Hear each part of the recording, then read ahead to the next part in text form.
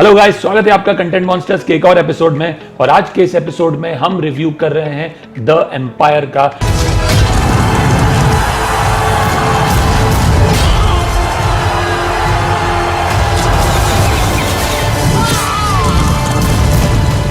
जो रिलीज हुआ है डिज्नी प्लस हॉटस्टार पे। अब द एम्पायर के मुख्य कलाकार हैं कुणाल कपूर, शबाना आजमी, आदित्य सील, सहर बांबा, दृष्टि धामी, राहुल देव और डीनो मोरिया। अब ये जो सीरीज है ये बेस्ड है बादशाह बाबर की जिंदगी पर। किस तरह से उनकी पैदाइश हुई, किस तरह से उन्हें अपनी रियासत छोड़नी पड़ी जो कि फरगना थी, किस तरह से उन्होंने फरगना को वापस हासिल किया, किस तरह से उन्होंने समरकंद पे कब्जा किया और आखिर में किस तरह से उन्होंने हिंदुस्तान पर कूच की और फाइनली हिंदुस्तान पर फतेह पाके हिंदुस्तान के बादशाह बने।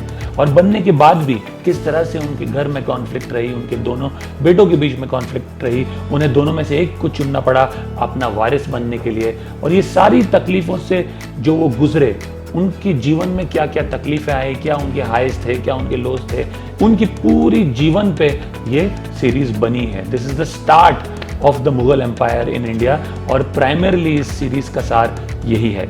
वाइल एक तरफ जो उन्होंने जंगें लड़ी, जो जीती हारी, किस तरह से उन्होंने रियासतों पे फतेह पाई, वो एक ट्रैक चल रहा है। और दूसरी तरफ ये ट्रैक चल रहा है कि उन्हें किस तरह से सिर्फ एक्सटर्नल दुश्मनों से लड़ना नहीं पड़ा बट अपने इंटरनल डिमंस को भी फाइट करना पड़ा हर वक्त, चाहे वो बचपन में हो, चाहे जवानी में, चाहे बुढ़ापे में, जब उन्हें चुनना पड़ा अपने दोनों बेटों में से एक को। तो ये सीरीज दिखाना चाहती है कि किस तरह से एक बादशाह का जीवन इतना आसान नहीं था। उसे हर वक्त एक जंग लड़नी पड़ती थी खुद से भी, ये तय करने में कि क्या डिसीजन सही है और क्या नहीं है। कई बारी उसे खुद के भी सलाहकार सही एडवाइस नहीं देते थे, जो एडवाइस देते थे उनके सेल्फिश रीजंस की वजह से होती थी।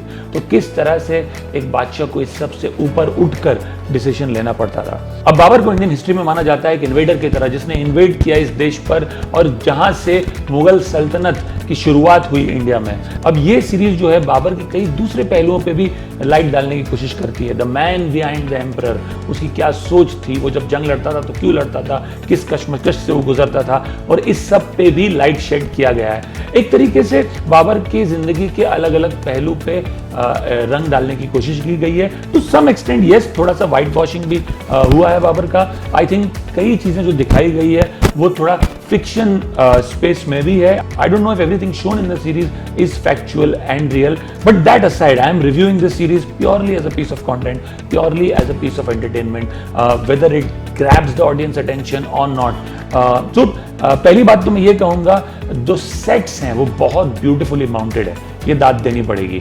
Also the costumes have been thought through और बहुत अच्छे लग रहे हैं। जो पीरियड कॉस्ट्यूम्स जो स्टारकास्ट ने पहने हैं वो भी, उस पॉइंट पर भी मैं इस सीरीज को फुल मार्क्स दूंगा। बट VFX जो है इस सीरीज का वो बहुत पुअर है। स्टोरी टेलिंग जो है बहुत बोरिंग है, बहुत लेड बैक है, आराम से बहुत ही स्लो पेस पे चल रही है, ग्रिपिंग नहीं है। एंड लास्टली जो प्रोस्थेटिक्स कैरेक्टर्स पे यूज किए हैं वो भी कोई खास लेवल के नहीं है। अब ऑडियंस के एक्सपेक्टेशंस VFX और प्रोस्थेटिक्स में भी बहुत बढ़ गए हैं आज के दिन में, so you can not go down on that. 8 episode की ये सीरीज है, कुछ एपिसोड्स तो ऑलमोस्ट 50 मिनट लंबे हैं। तो जो लेंथ जो है कुछ एपिसोड्स का वो पूरी तरह से किल कर देता है इस सीरीज को। प्राइमरली आप मुझे पूछे तो 5 पॉइंट्स है जिस वजह से इस सीरीज बहुत वर्क नहीं करती, और वो है इस तरह: लैक ऑफ ड्रामा और कॉन्फ्लिक्ट। अब किसी भी हिस्टोरिकल में, वो भी इस तरह के हिस्टोरिकल में जहां बहुत स्कोप था ड्रामा का, कॉन्फ्लिक्ट था, वो कंप्लीटली मिसिंग है। हमारी शर्त है Khanzada. So I'm waiting for that moment of magic, that moment of conflict between two characters or multiple characters, but आप वेट ही करते रह जाते हैं एंड तक। ऐसा कोई धुआंधार कॉन्फ्लिक्ट आता ही नहीं। अब मैं एग्जांपल के तौर पर लूँ तो अगर पद्मावत में there was a strong conflict between the characters played by Shahid Kapoor and Ranveer Singh, उस तरह की कॉन्फ्लिक्ट मिसिंग है। अगर मैं एक और पीरियड फिल्म की बात करूँ, मुगल आजम, उसमें एक कॉन्फ्लिक्ट है, बहुत स्ट्रॉन्ग कॉन्फ्लिक्ट है between the characters played by Dilip Kumar and Prithviraj Kapoor. उस तरह की कॉन्फ्लिक्ट जो है इस सीरीज में कंप्लीटली मिसिंग है। वो उस that sense of drama for something as larger than life as Babar's reign and Babar's lifetime is completely missing, and I'm surprised कि वो नहीं है, बिकॉज कई एलिमेंट्स इसमें फिक्शनल तो हैं ही, तो आप थोड़ा ड्रामा क्वेश्चन एनहेंस करते तो शायद ये सीरीज इतनी बोरिंग नहीं होती जो कि अभी है.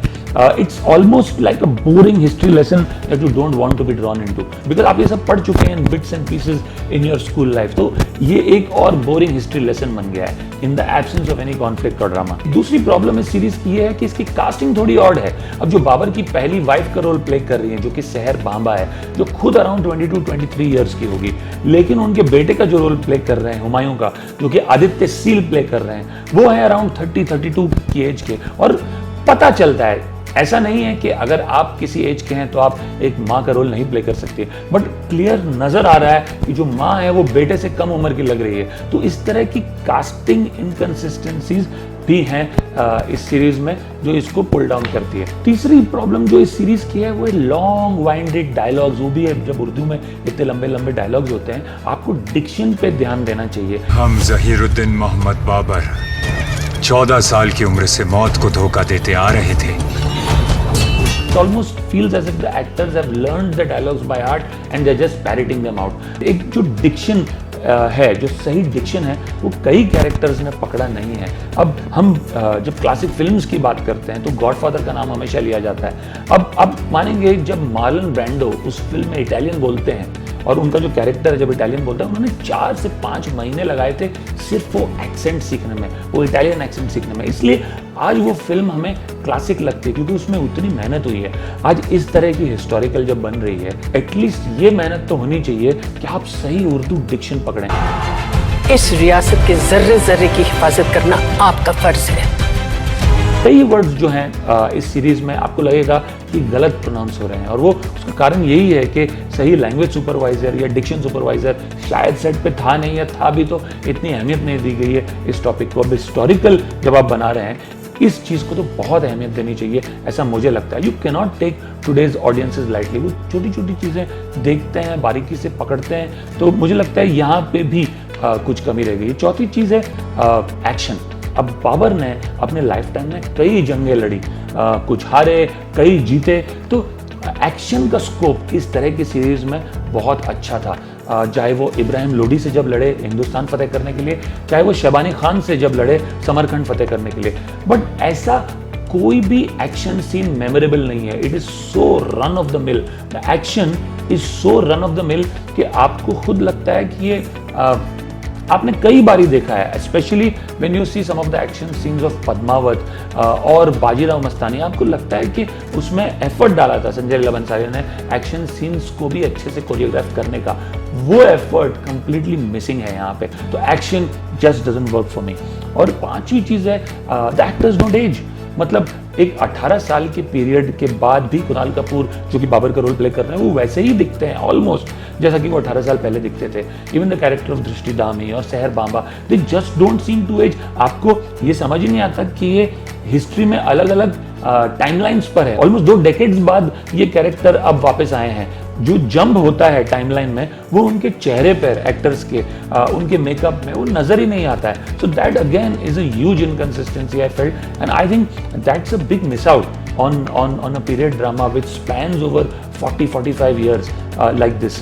तो वो एक चीज़ भी खटकती है जब आप सीरीज देखते हैं. एक बात लेकिन मैं ज़रूर कहूँगा, जो 2 इंपॉर्टेंट कलाकार हैं इस सीरीज में, जिन्होंने बाबर का रोल प्ले किया वो कुणाल कपूर, और जिन्होंने शबानी खान का रोल प्ले किया है जो कि डीनो मोरिया है, उनके परफॉर्मेंस में वो बात नहीं है. Dino Morea I think is a complete misfit in his casting as Shabani Khan, but Kunal Kapoor एक अच्छे एक्टर है. मुझे उनसे कई ज़्यादा उम्मीद थी. जो कुणाल कपूर ने पोर्ट्रेल किया है बाबर का, वो बहुत ही डल, ड्रैब और ब्रांड है. I mean towards the end of the series उनके परफॉर्मेंस में मोमेंटम पिक होता है, लेकिन I would say this was an opportunity missed by Kunal Kapoor. उन्होंने बहुत ही बढ़िया रोल मिला था. वो खुद एक अच्छे एक्टर हैं, but I think he's not up to it as far as Babar is concerned.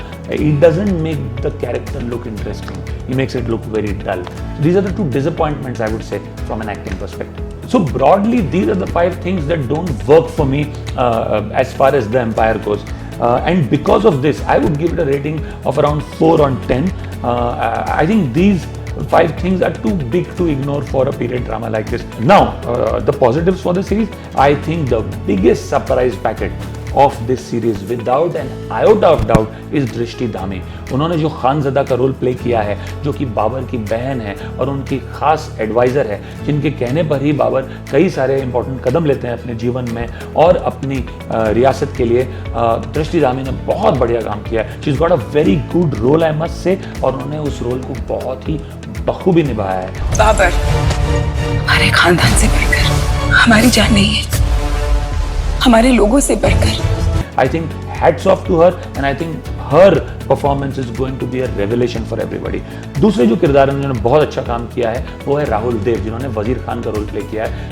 आपने समरकंद को नहीं, समरकंद ने आपको चुना है। जो कि प्रमुख सेनापति है बाबर के और लिटरली एक फादर फिगर है बाबर के लिए।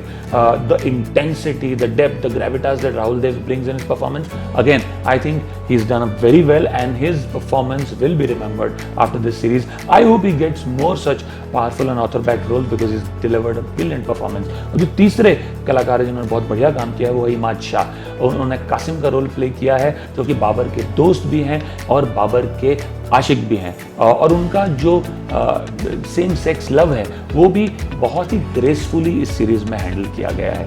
सो ये इन तीनों की जो परफॉर्मेंस है, I would say it's a big positive for the series and it's something that you remember once the series is over.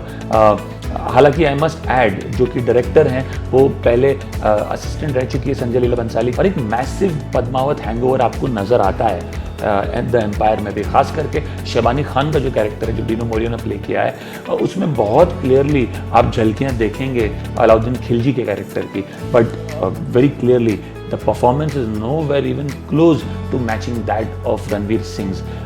So वो clearly एक संजय लीला बंसाली हैंगओवर दिख रहा है इसमें, बट जो संजय लीला बंसाली के पॉजिटिव एस्पेक्ट्स हैं उनके फिल्म मेकिंग के, वो डेफिनेटली यहाँ नज़र नहीं आ रहे हैं। And like I said, because of the lack of drama, conflict and some of the other things that I mentioned earlier, it tends to be very boring towards the end of the series. You just feel it was a very long drawn boring history lesson which could have been winded up much earlier. जिस तरह से series खत्म होती है बहुत clear हो जाता है कि इसके सीजन 2, 3 और 4 भी बनेंगे। अगर इनका एम था कि एक Indian version of game of thrones बनाए तो वो अटेम्प्ट में तो बिल्कुल ही फेल हुई है series, but who knows if they really up the game and make dramatic improvements in seasons 2, 3 and 4. There is lots from that era in terms of interesting storytelling, interesting drama that the makers can dial up, that the makers can take advantage of. So that's it from my side. This is what we feel about The Empire. We'd love to hear what you think of this series. If you agree with our review, don't agree with our review, what are your thoughts? We'd love to hear from you.